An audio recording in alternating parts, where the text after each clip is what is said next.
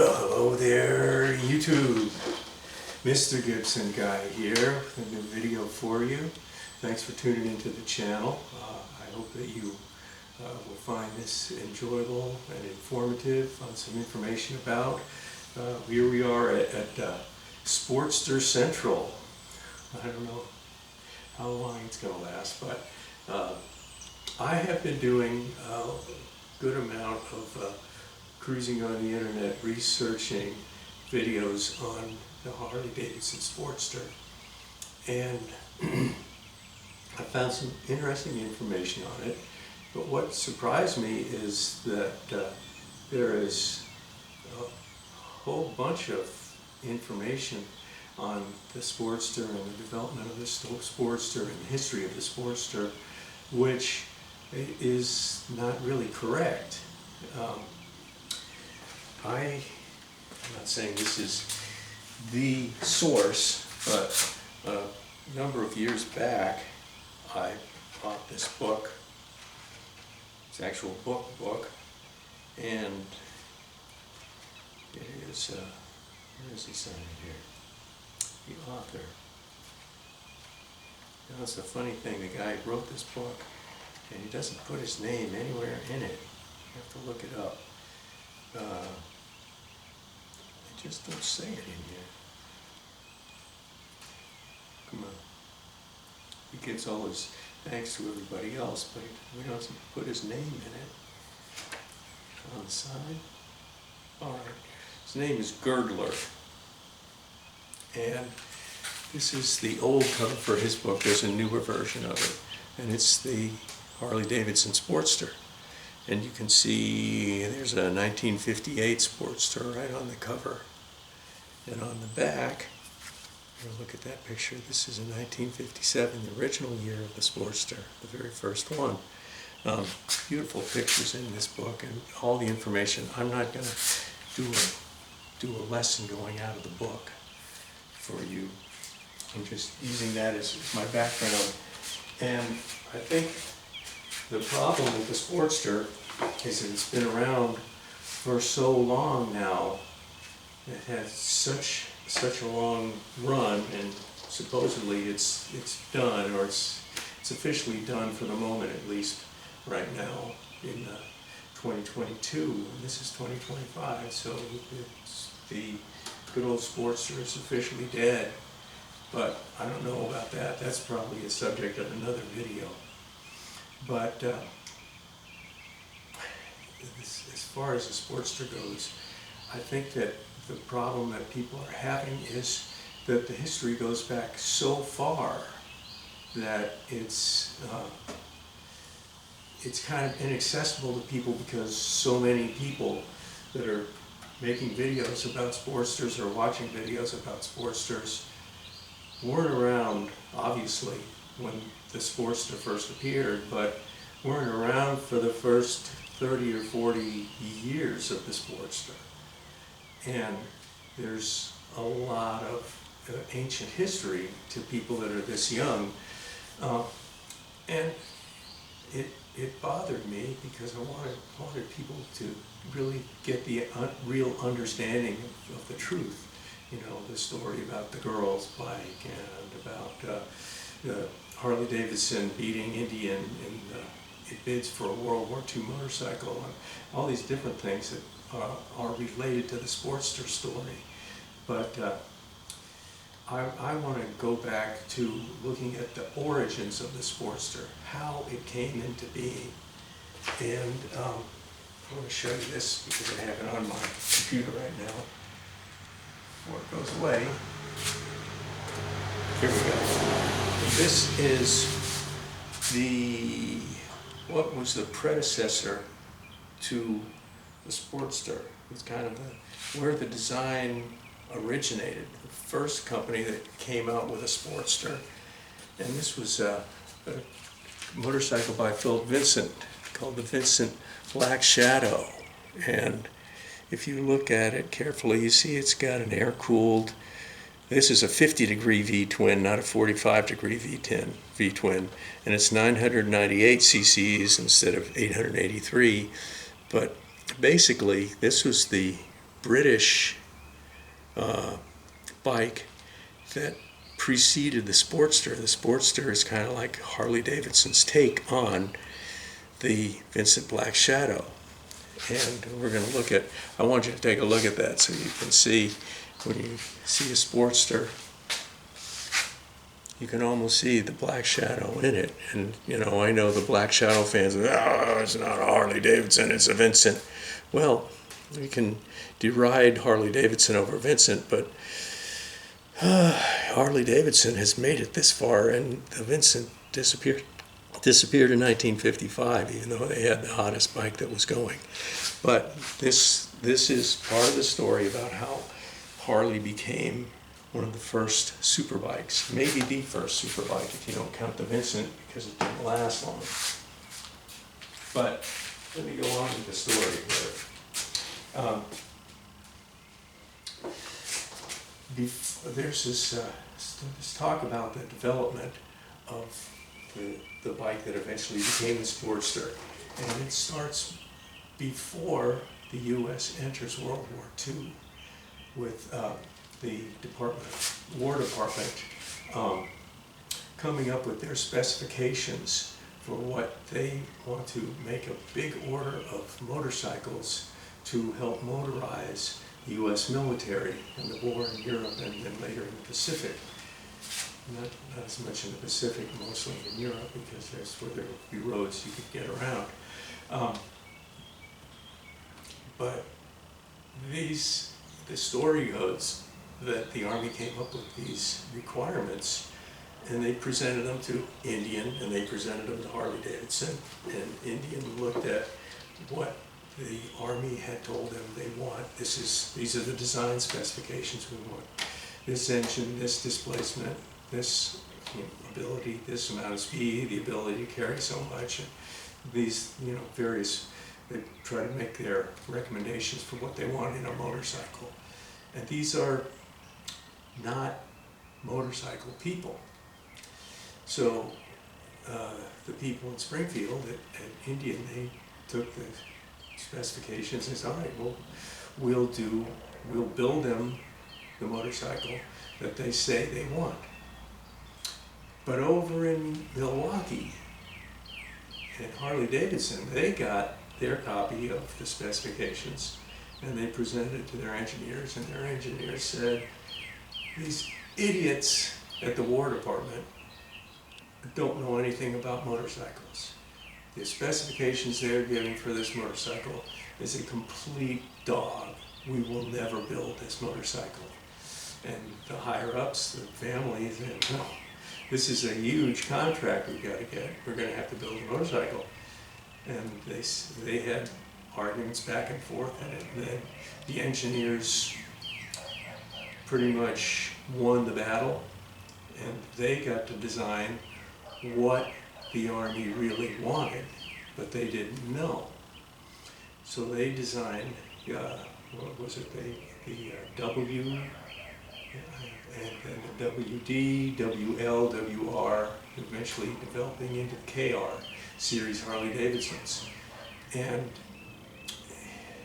the original specifications call for a 30.5 cubic inch twin-cylinder engine, air-cooled, 500 cc's, 498. But what Harley-Davidson did was they said, this is not a motorcycle that anybody's going to want for the way that we build motorcycles. And they went, instead of 30 cubic inches, 45 cubic inches, 50% increase in displacement, a 750 instead of a 500. And they built the 750 engine motorcycle, and Indian built the 500 cc 30 cubic inch engine motorcycle, and the Harley Davidson wiped the floor with the Indian. And the Army says, we want the Harley Davidson, we're buying that, that's it.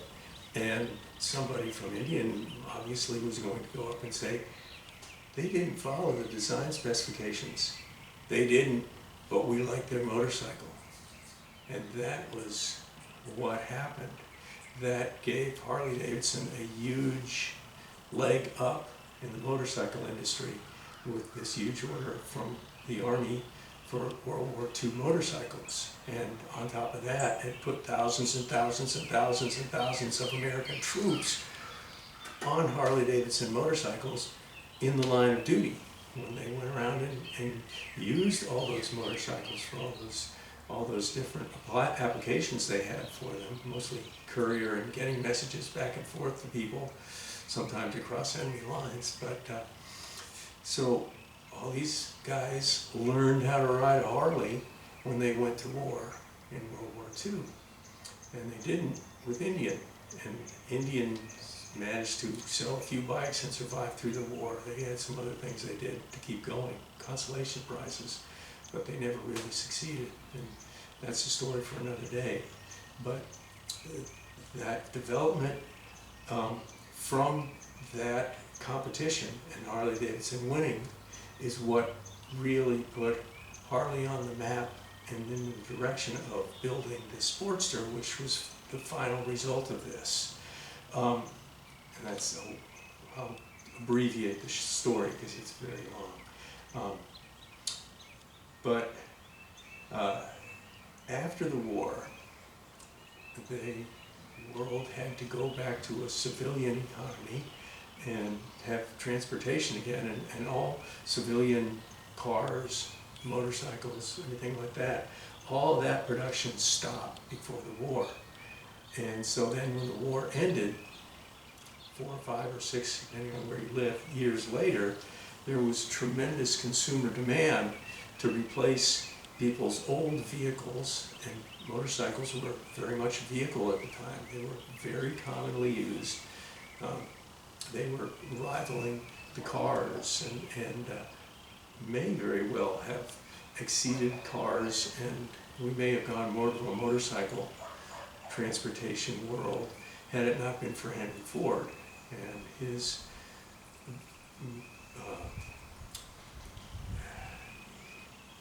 production methods for mass producing automobiles and lowering the cost, brought it down to where it was much cheaper to buy a car than to buy a motorcycle. When motorcycles earlier had the distinct advantage because they were simpler and took less parts and less labor and were easier to transport, that everything was in favor of the motorcycle. So a lot of people riding motorcycles couldn't afford cars because they were so expensive. But Henry Ford lowered the price of a car way down, and so a lot of people ended up buying cars after that. That's what really got the automobile society going. But that's a separate story. But after the war, some of these companies which had diverted their entire production to war production, not just motorcycles, but everything that the troops needed for war, filling gas tanks or making batteries, all sorts of things. And these companies, did bomb sites. Nobody needed a bomb site after that, the war was over. So they had to go back to a civilian economy. And one of those was a British guy named Phil Vincent. And Vincent, from England, of course, took he had worked for Ariel, and no, he hadn't worked for Ariel. That was a different guy. Never mind, scratch that.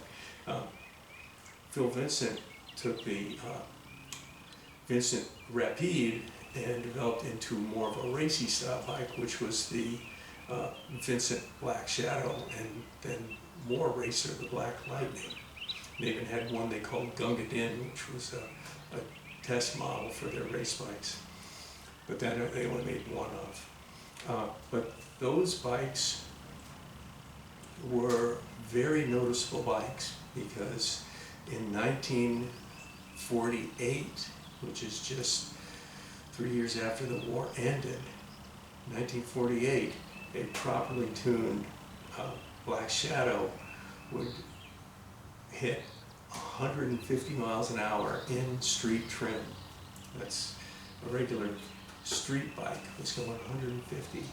The next fastest bikes at that time could just barely break 100. and the Vincent Black Shadow was doing 150. So that really was the very first superbike. But the problem with that is it was a very expensive bike. It was kind of a Rolls Royce of motorcycles, kind of took over from the Rough Superior, which was Lawrence of Arabia's motorcycle, which was again more expensive than most cars. Not many people could afford one, and they went out of business. But Vincent made these amazing motorcycles, but in 1955 they closed down too. So the Vincent Black Shadow was the fastest street bike of the 1940s, and it was the fastest street bike of the 1950s, and had it stayed in production, it would have been the fastest street bike of the 1960s. It would have to go all the way to the 1970s in the Kawasaki Z1 to where they had a bike that would go faster than a 1948 Vincent Black Shadow. So that was quite a legacy that bike maintained, and you should look up online some history of the Vincent, and you'll see, boy, as you just go from inch to inch to inch, you see, I see Sportster in all of this, because it was basically this, only made in England and a few cc's bigger engine displacement, but basically 45 V-twin, 50-degree V-twin, same thing. Very similar bike, and that's what this one was when it happened. So what happened was, in the early 50s, Harley-Davidson was back at producing bikes for civilians instead of for the military, and selling their bikes, and there was a lot of market for it. But Harley started facing competition from the British, at first the Vincents, but they were gone. But then BSA, Triumph, Norton, those companies all started building bikes which rivaled the power of the 61 cubic inch Harley Davidsons of the day.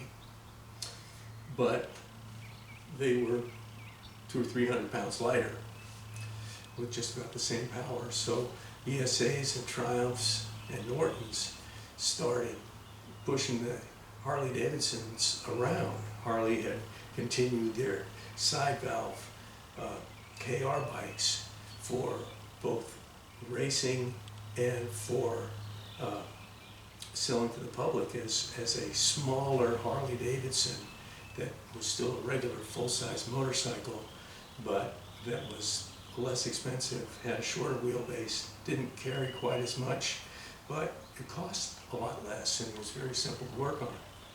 That's what all those KRs had, a side valve engine that allowed that. But it was also pretty outdated. So they couldn't compete, and Harley started looking at how they could take their KR side valve engine motorcycle and make it into a sportier Harley Davidson with overhead valves, a modern engine. And if you look carefully at the early Ironhead Sportster engines, you can see the way that they changed the way that the valves connected, the push rods and everything, so that they converted to overhead valve from the side valve engine that it originally was. And that was the engine that would Harley spent a lot of money developing the KR platform, but since it was side valve, it wasn't really successful. People wanted the modern day overhead valve engine. And so Harley Davidson kind of did the conversion with the KR that they already had and made it into the XL, which is the Sportster. And that's what first appeared in 1957.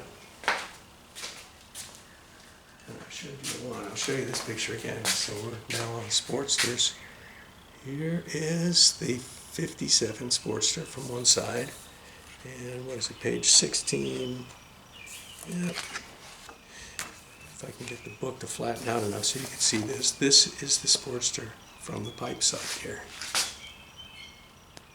Two-tone paint job. I get my finger off the motorcycle.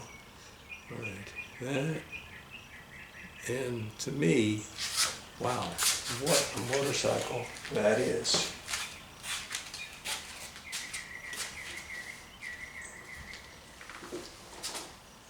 I grew up with the Sportster, and the Sportster to me was the very definition of what a motorcycle was supposed to look like, because that came out when I was a kid, and my first experience with a motorcycle was my uncle who lived on Long Island. And I remember we went over to visit Uncle Ken at his house, and he was all excited. This was in the early 60s, because he had just got himself his own, very own Harley Davidson Sportster, as he called it. And it was red and black, and he kick-started it, cranked it up, and I was probably 9 or 10 years old at the time, and I'm like, wow, that's loud, but how cool is that? And he left a lasting impression, because I had never really seen a motorcycle and live and up close that I was even aware of until I saw my Uncle Ken's Sportster, as he called it. And so that was my first experience with motorcycles. And just a couple years later, my interest in motorcycles really took off, because I was coming to the age in Florida where you could get a restricted license and drive a small motorcycle on the road. So I couldn't wait to get my license, and I studied all up about motorcycles in the mid-1960s. And at that time, without the Vincent Black Shadow being around anymore, the Harley Davidson Sportster was the fastest available production motorcycle in the world, all through from the beginning of the Sportster all the way up until the Honda 754. And once the CB 750 came out, the Sportster was no longer the champion, the fastest motorcycle around. It was still popular. It was the second fastest motorcycle still around. But then they came out with Triumph Trident, and the BSA Rocket 3, and then Kawasaki, more Hondas. Everybody was getting on the four-cylinder bandwagon all in the 1970s, and bikes were taking off, going beyond the records of the old Vincent Black Shadow. And the Harley Davidson was faster and better than ever, the Sportster. But it wasn't a competition for the CB 750 at all, on the racetracks or on the roads. And so it was a really fast twin, and it stayed in there and did what it was supposed to do. But in my formative years, in my motorcycling years, the Sportster was the fastest motorcycle that anybody could go in a shop and buy. And it was a notoriously known motorcycle as being so unbelievably fast. Nobody could handle it. It was so far beyond everything else at the time. And when I hear people say, oh, a Sportster's a girl's bike, and I'm looking at it, and I know Sportsters, and this, my favorite appearance of a Sportster, the best looking Sportster, is the 57, of course, to me. But the best Sportster, as far as its technology, its advancement, and being a real Sportster, is the 1996 through 2004 XLs, that like this, an 883 and 1200, 1100 and then 1200. These are the best ones, and that's a whole nother video, because this one is about the building up to the origin of the original Sportster. And I said I was going to give you a prize, a bonus, for making it to the end. And at the end, on page 11 here, we have something really cool, which is a Harley Davidson photo from a long time ago of a Sportster that was in development at the time that the 57 Sportster actually finally made it. And this is what the Sportster might have been had they Harley gone ahead with this project. It is an air-cooled V-twin, and it is single overhead camshaft with a cam in each cylinder head. And this is, when I take a look at this, every time I've seen this, I'm thinking Yamaha, Honda, Kawasaki. Not real Harley Davidson looking. It looks like it would be a Yamaha or a Honda Shadow or something. Overhead camshaft, and of course it would have been the same 900 to 1000 cc's, but right there at the 61 cubic inch engine displacement. But this was the Sportster that wasn't. And just imagine what would have happened if they had developed those. The answer to it is that in the 1950s, Indian went to all alloy engines. They were really making their mark on the market. All alloy, using aluminum instead of iron and steel like Harley Davidson was using. And overhead cams. And they came out with these very advanced bikes, but they hadn't fully developed them yet, and people didn't really know if they wanted something that advanced, and then they had problems with them because they were still in development. So when Indian eventually went out of business because these bikes were better than they could build and more advanced than what they had the technology to do, Indian closed down. And about the same time that Indian was closing down, Harley said, we don't need alloy heads and alloy cylinders and overhead camshafts. Let's make it overhead valve and stick with the steel and iron that we know how to work with and how it works. So this was the potential Harley Davidson Sportster that never was. But you don't see too much about that one. It's pretty interesting. So, Gridler, Harley Davidson Sportster. There is a more modern edition. This one goes up to about 1990, but there's a later edition that covers newer bikes since then. So, I would recommend people get this if you're a Sportster fan or you really want to know about Sportster. And let me know down beneath in the messages what you think of this video, if you learned something interesting in it, if you're interested in me covering some more stories on the Sportster.